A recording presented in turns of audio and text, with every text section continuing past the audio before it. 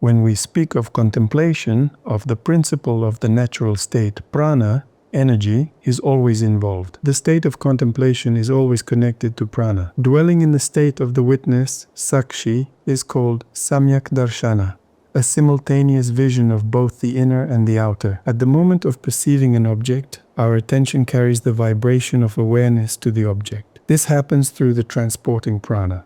It's important to understand this.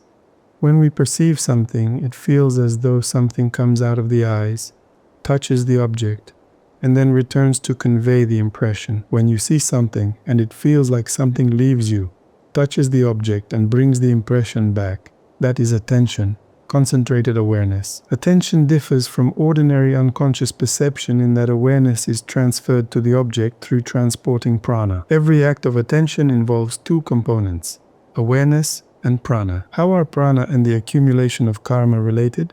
Karma arises when a karmic imprint, samskara, is formed in consciousness. If no imprint arises, then no karma is formed. A samskara remains when attention is drawn and prana goes out along with awareness to the object. Consciousness clings to the object and takes its form. Then the vibration returns and creates an imprint of that form in consciousness.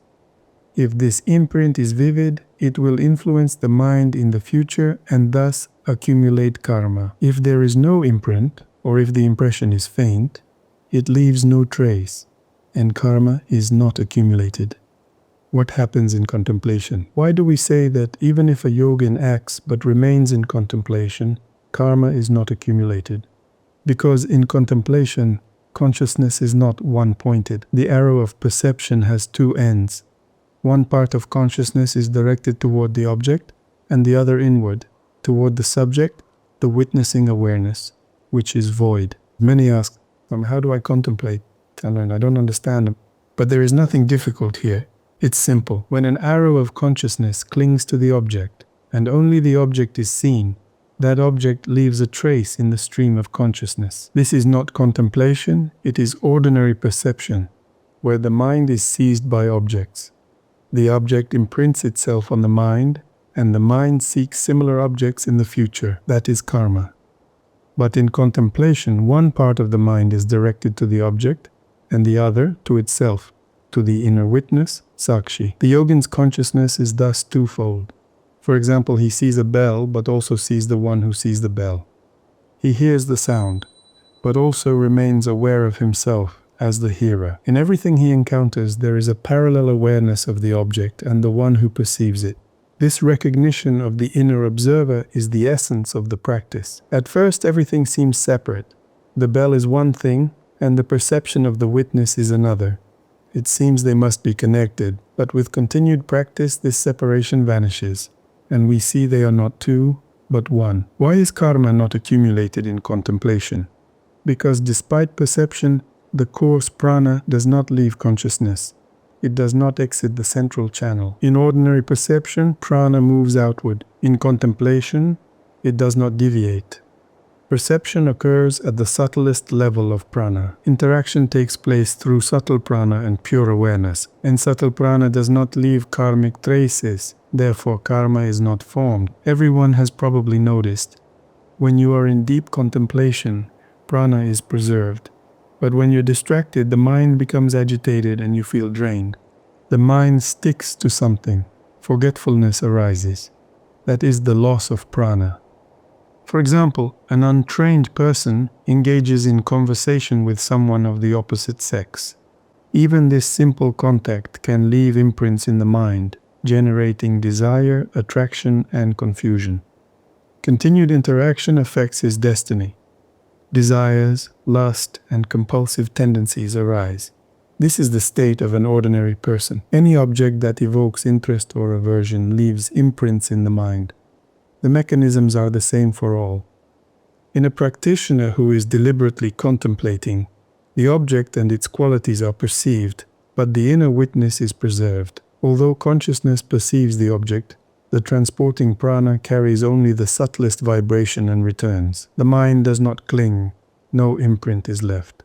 Prana barely deviates from the central channel. Consciousness remains pure, as if no contact occurred. No karma is formed. Such a person may do good or bad deeds.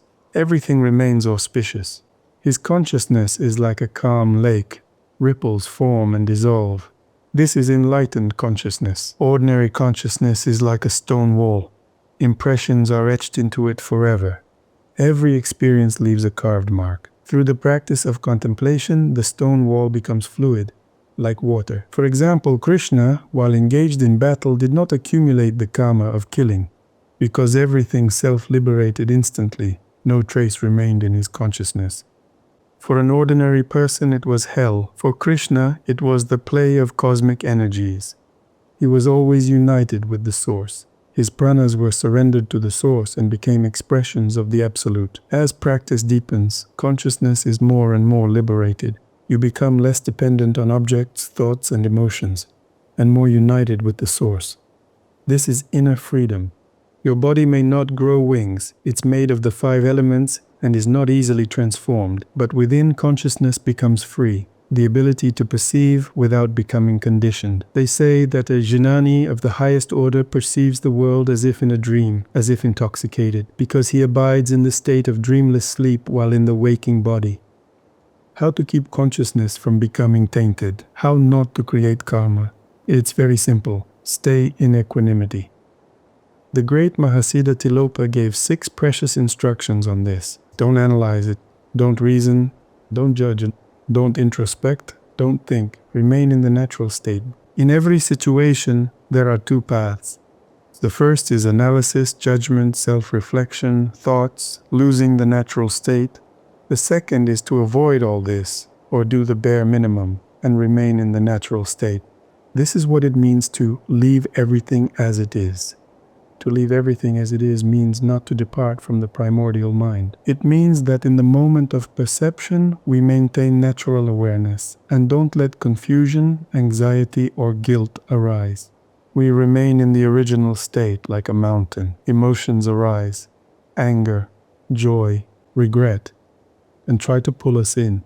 But we don't let that happen. We freeze in the natural state without becoming involved. At the relative level, perception and thoughts continue.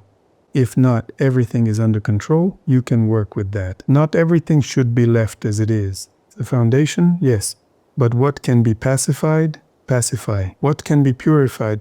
Purify. What can be developed? Develop. Do all this without losing connection with the source. Then actions don't become struggle, but turn into offering, into dance, into play, an act of pure vision. This doesn't mean you lose the ability to think. On the contrary, everything blossoms. But now thoughts and evaluations don't arise on their own. They come from the fundamental source. If Buddhi, pure intellect, gives the command, you analyze.